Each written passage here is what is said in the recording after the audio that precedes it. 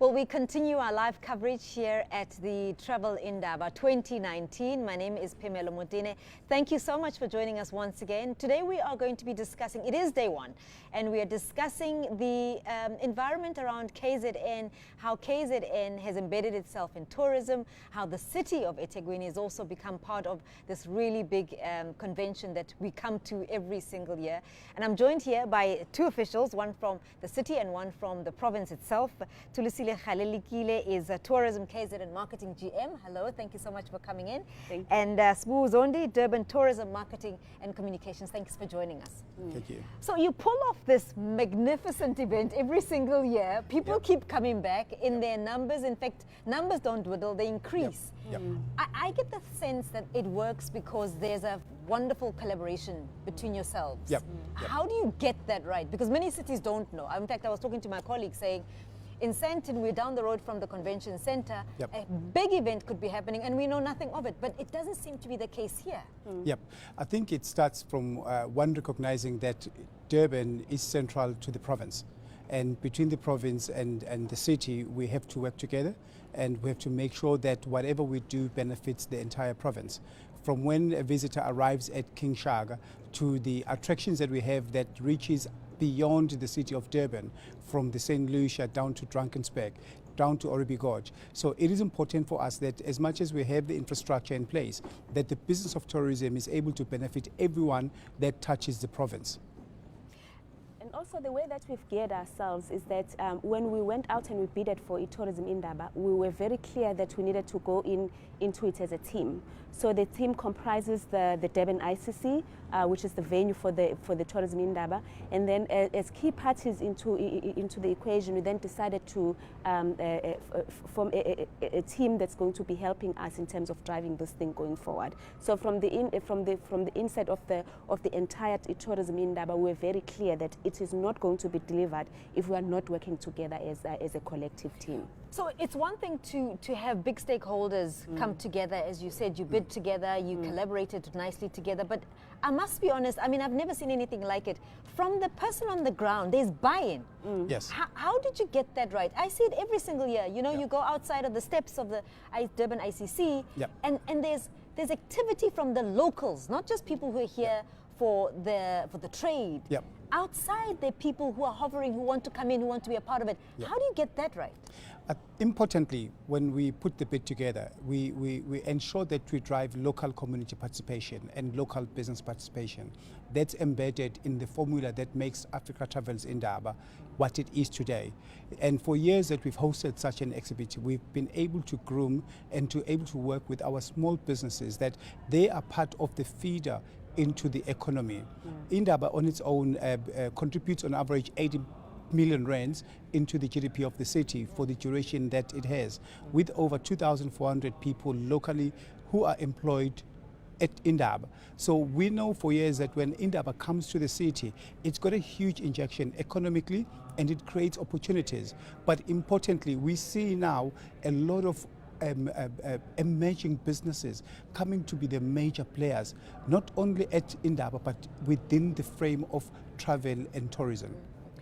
So, you know, climate change is a thing, right? Everybody, for the world over. In fact, everybody is now worried about climate change. Durban has sold itself as this beautiful skies and beaches and so on.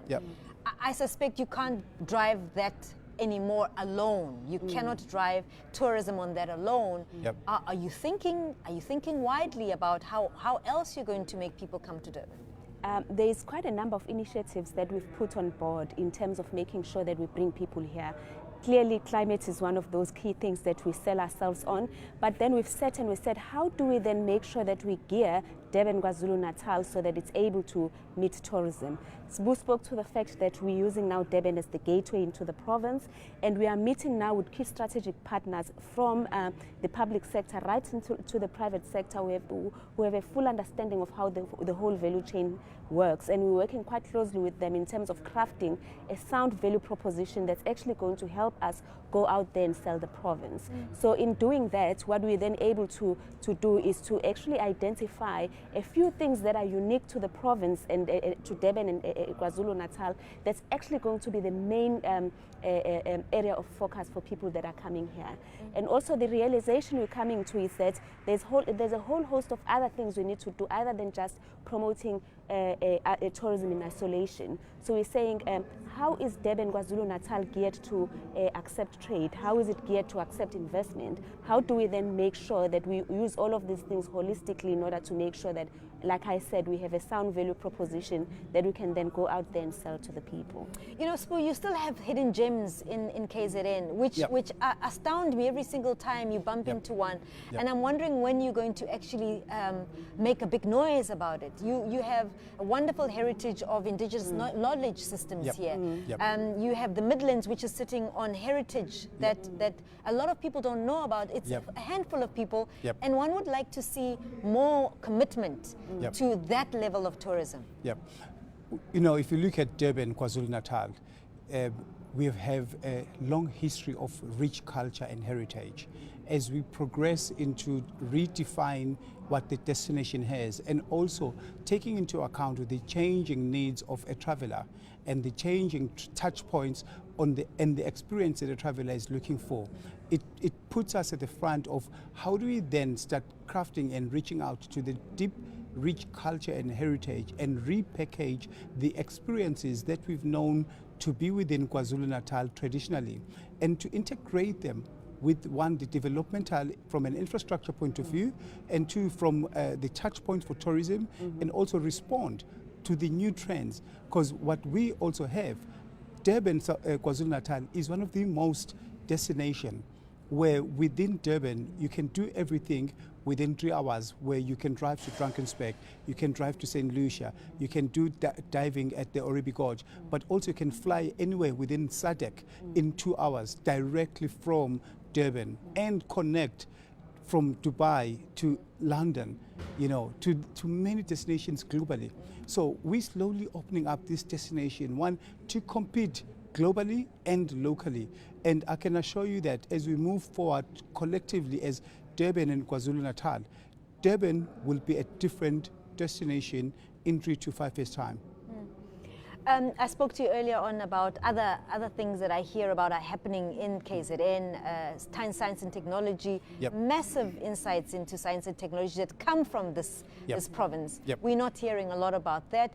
Are we going to see a more effort given to blowing your own trumpet about what you have to offer, what value you've added to this country's tourism? Because anywhere in the world, when you go around, somebody says Sawona. Nobody greets you any other language.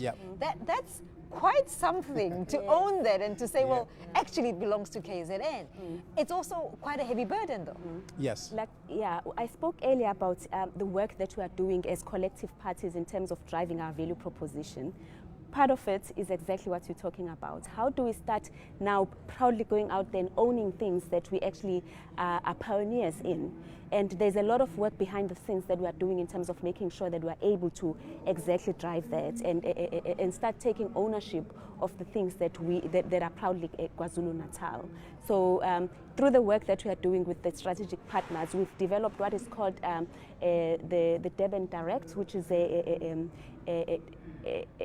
I would call it's an organization where we basically have various players within the province whose main interest is to make sure that KwaZulu-Natal as a destination is an attractive and a key global player. So what we then do is we work together in terms of making sure to what is it that we can define and truly own as our own, and how do we then make sure that we are going out there and we're blowing our own trumpet, like you were saying, in terms of taking ownership of those things that are uniquely KwaZulu-Natal. That particular group is a group of interested parties who are then saying that there's a lot that the province has on offer, and therefore we need to now start packaging it in a way that's going to be attractive. We have an interesting dynamic with the Durban and KZN citizen, in the sense that as soon as you come closer to the beaches, they understand their role in playing their part as ambassadors. But I'm afraid I must say, especially for locals, when you go within land, further within the rural areas, there isn't that level of, I suppose, the ambassadorship that comes through when you come to the city, for instance, where, for instance, and I've got a personal experience where I was driving through a rural area with a group of friends, you know, literally just traveling through, and there was this sense of, you know, questions about what kind of a vehicle are you using? Are you here as a tourist? Are you here as somebody who's bypassing the laws or the bylaws of the taxi industry? It was quite a surprise because it was the same community that if I come to the city is very welcoming. Is there discussions about, because I want to see what's happening. I mean, in fact, I had gone to see Motene, which is a beautiful ceremony, it's a beautiful experience. But there are spaces where I think there needs to be more that can be done about welcoming the tourists in those spaces. One of the things that we've recognized as a tourism industry is that tourism, especially rural tourism, is quite central in us positioning the destination. And with the rich culture I've talked about earlier on, it gives us a guide that we need to do more in ensuring that the benefits and the understanding of tourism within the rural sphere, as it is, as natural as it is, it needs to be captured, and we need to do a little bit of more work to ensure that for the benefit that you find when you're in the city and when in the rural areas, the benefits are trickling down to the communities. So one recognizes that central to our strategy, township tourism, rural tourism are central to ensure that our people understand the value that they have.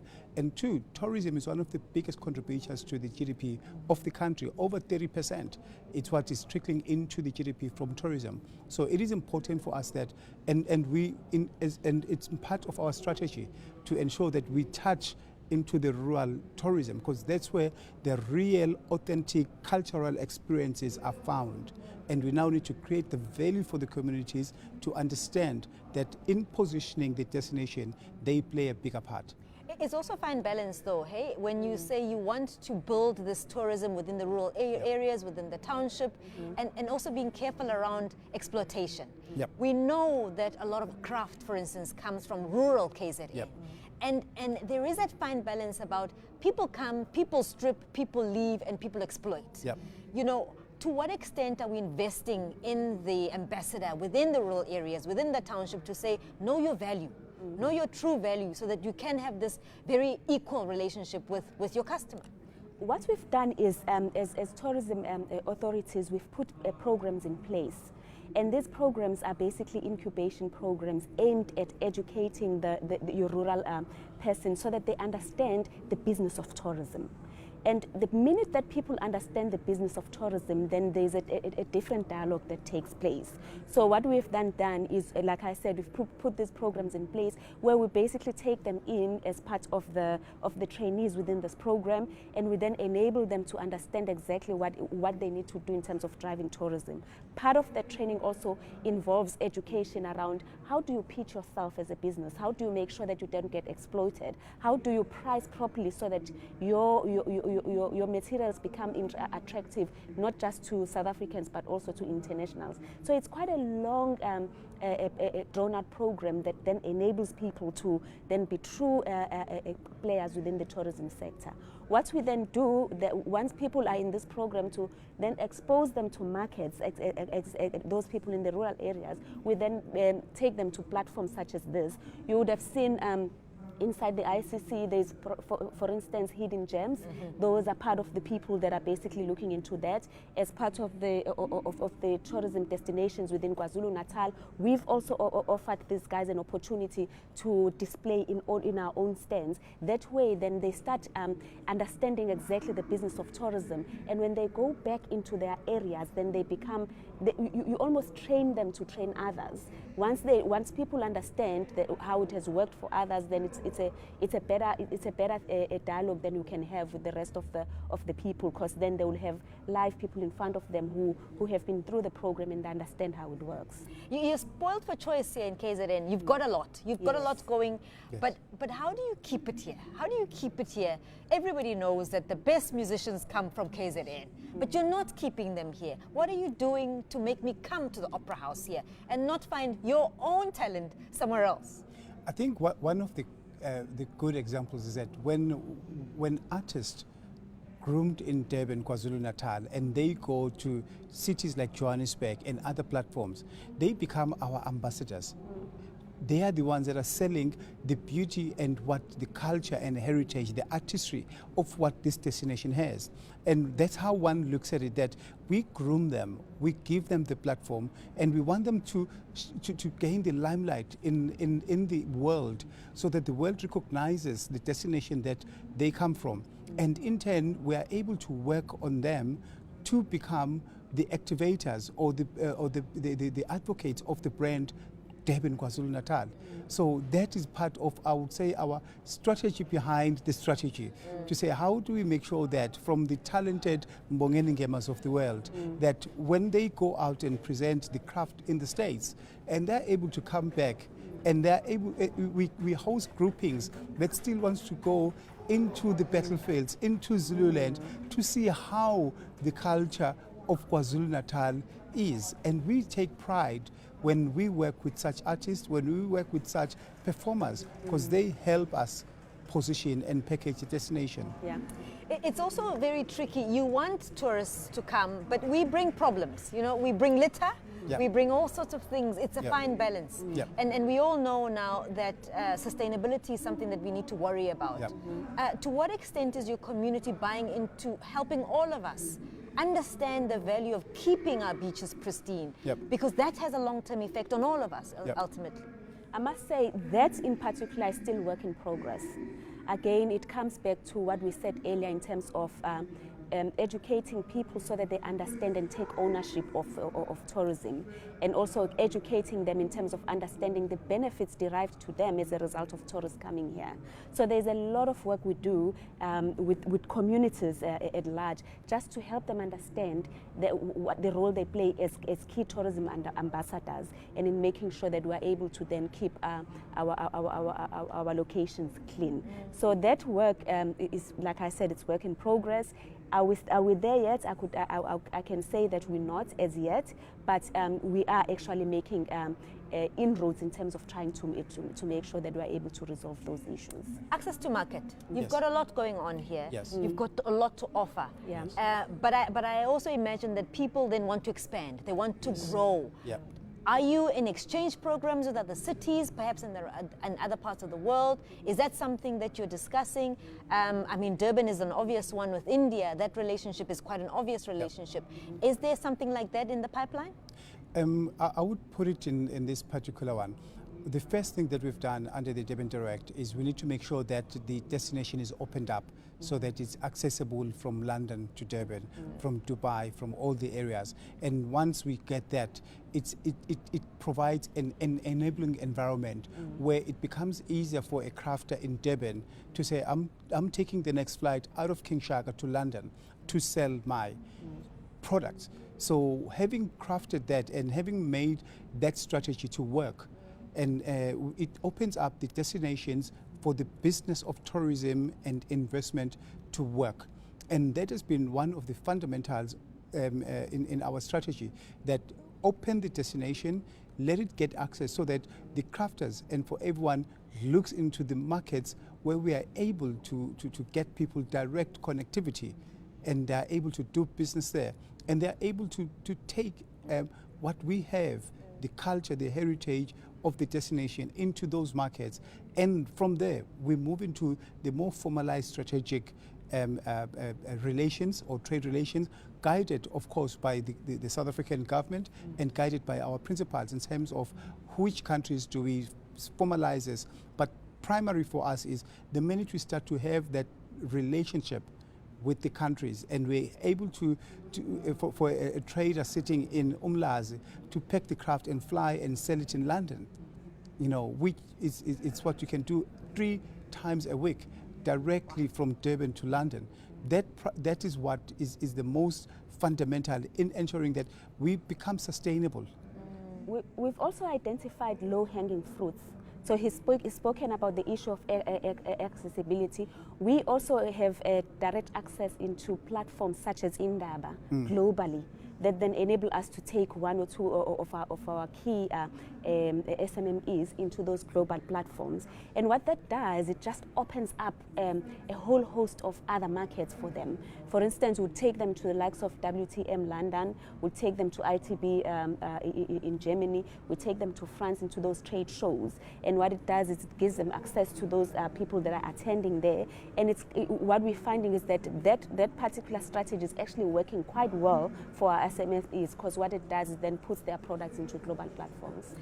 So the part of the challenge is we've spoken about how rich, what an offering you have here in Durban. Yeah. But there is an issue around not valuing your own heritage because you are living in it, right? So often it's people outside who get to appreciate you more than you appreciate yourself because you are living with it, right? Yes. In line with the theme this year of telling your own stories, what work needs to be done for us to be able to, number one, document this wonderful rich history that we have here? How are we going to get people on the ground to buy into their own stories and see them as value? Okay. I think we started earlier about speaking about getting our own people to be ambassadors of the brand. But the only way that they become ambassadors is if they understand what value it is to them. As soon as you start talking the business of tourism and its impact in terms of GDP and job creation, then it starts bringing it home. And there's a lot of work we've done in terms of helping them understand what this means. And what we're then saying to our people on the ground is the only way that you get the tourists to be attracted to what we have is if you start documenting things that are unique to us. You start taking pride and ownership in the things that are unique to us, and you start going out there and communicating about what it is. And maybe what I'm getting at is I hear the element of business.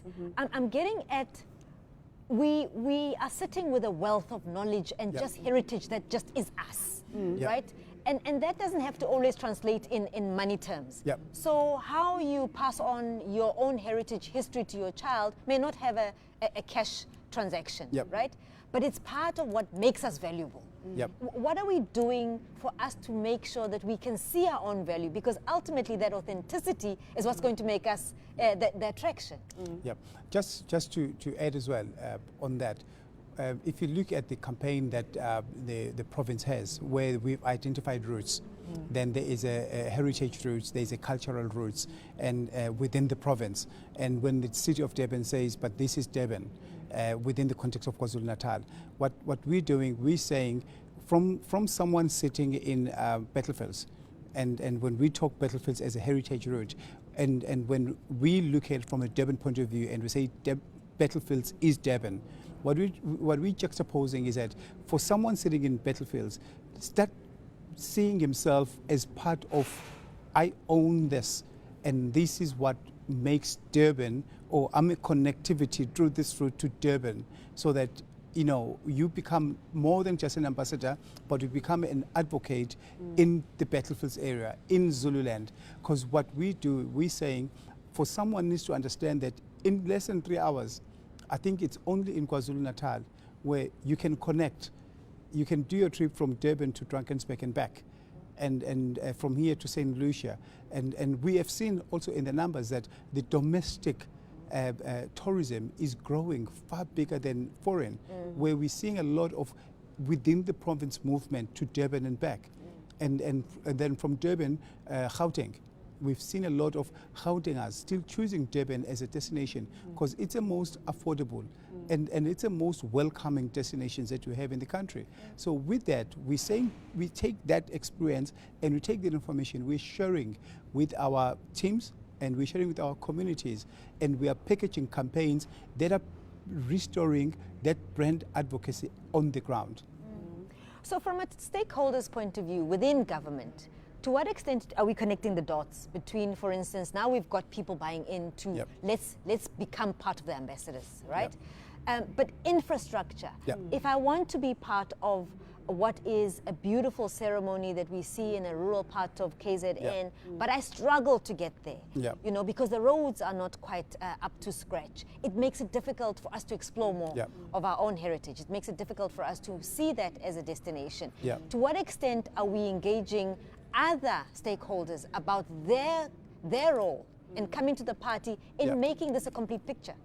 we working quite actively with district municipalities, where we're basically saying to them, the first thing that you need to start understanding is the economic benefit.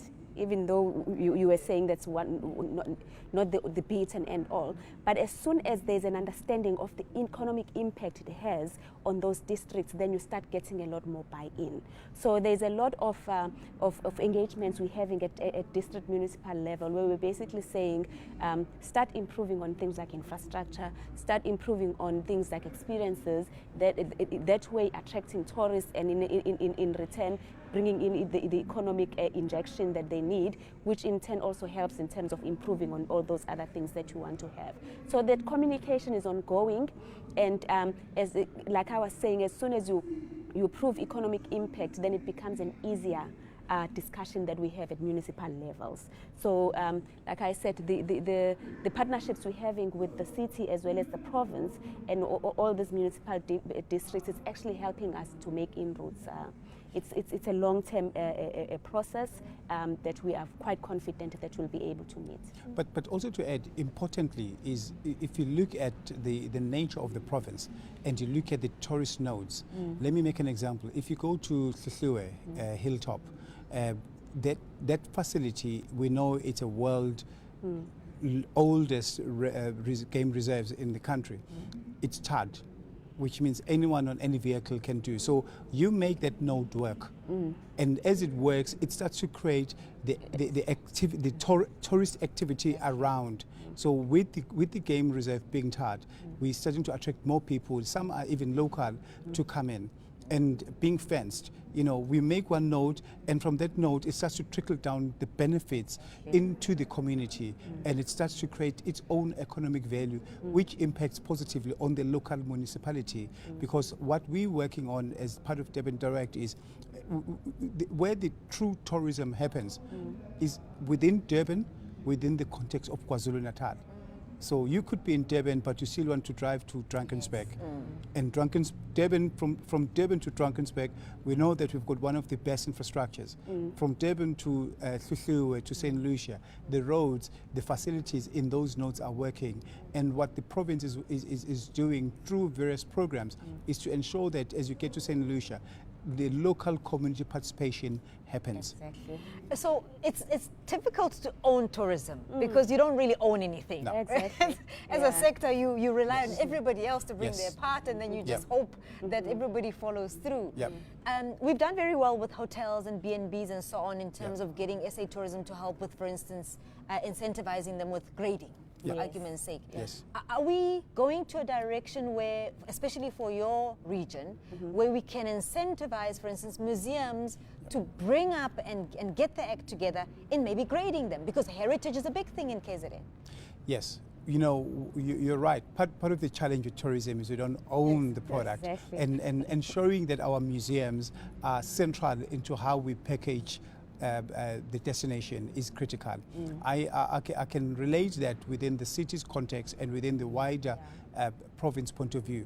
We're working close, I'll make an example. The Museum of Natural Sciences located in Durban works very close with the University of KwaZulu-Natal in ensuring that the functionality and that museum is part of tourism from a business tourism point of view down to research. It happens, and that becomes central in ensuring that not just in Durban, but within the greater KwaZulu-Natal, that museums, as we may identify them as the tourist hub, we ensure that we package and we pair them with the right institutions so that, one, they become a major contributor. As I'll make another example, that we host a number of conferences with the academia, which is relying and which is embedded in the tourism-related infrastructure.